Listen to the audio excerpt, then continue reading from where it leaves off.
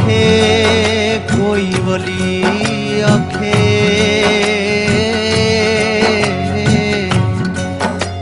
कोई कहे दाता सच्चे मालकान मैनू समझ ना आवे की नाम देवा इस गोल चक्की दिया चाल कानू साईं वे साडी फरियाद तेरे ताई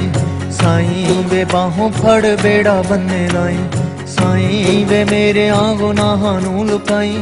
साईं वे हक विच फैसले सुनाई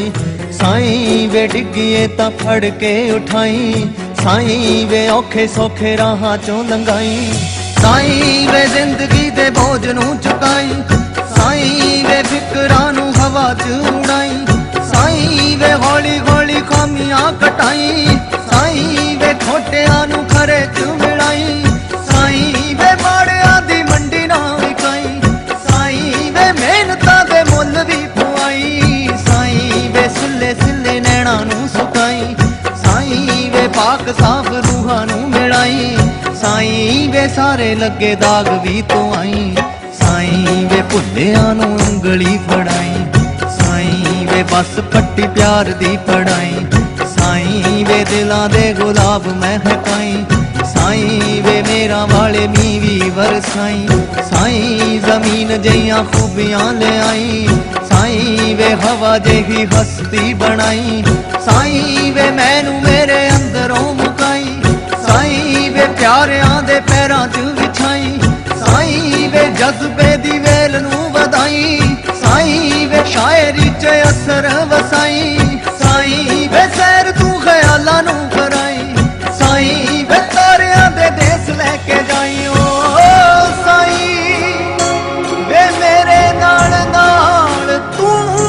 भी गई साईं